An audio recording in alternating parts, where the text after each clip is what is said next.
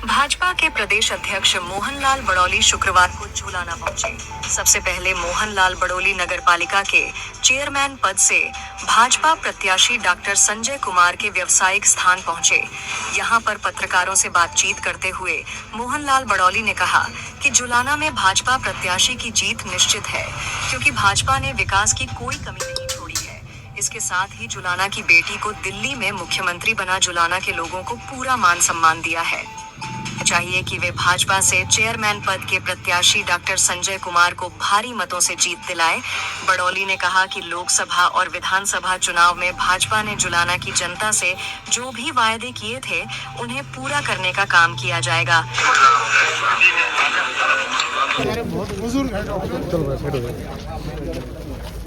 जय श्री राम। और ठीक है मलिक साहब, प्रणाम प्रणाम। आओ भाई आओ, आ जाओ। नमस्कार जी। सो के नागन आ जा।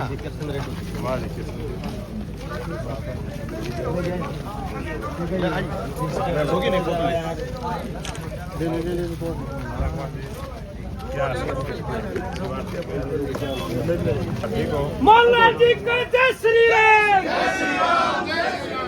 मोहनलाल जी जिंदाबाद।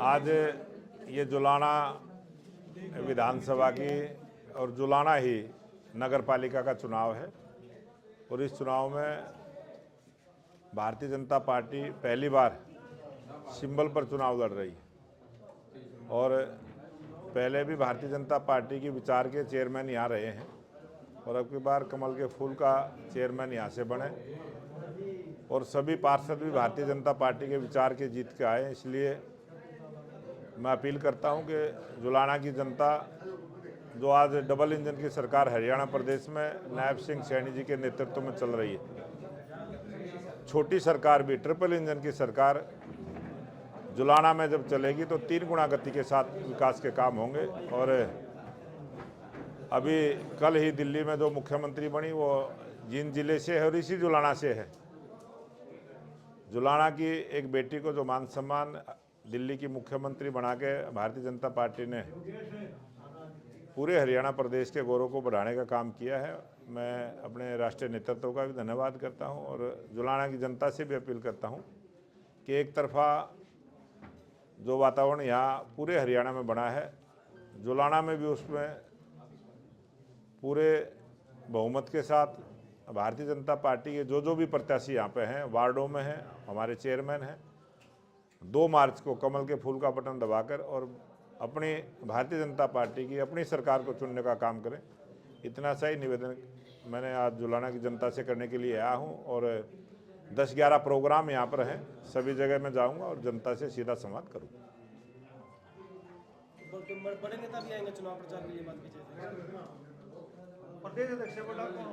यहाँ सभी बड़े नेता हमारे आएंगे, सभी बड़े नेता आएंगे और ये स्थानीय निकाय का जो चुनाव है, भले ही चुनाव छोटा है लेकिन छोटे चुनाव में ताकत ज़्यादा लगती है और बहुत सारे वार्ड ऐसे भी होते हैं जहाँ 500 वोटों का ही वार्ड होता है, लेकिन उसमें बहुत मेहनत की ज़रूरत होती है और भारतीय जनता पार्टी का कार्यकर्ता मेहनत में विश्वास करता है।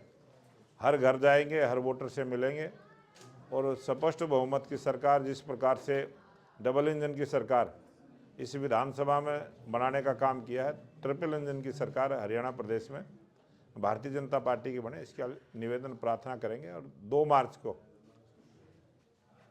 भारतीय जनता पार्टी के चेयरमैन यहाँ से बनेंगे। जुलाना में विधायक कांग्रेस का जिससे कुछ फर्क पड़ेगा?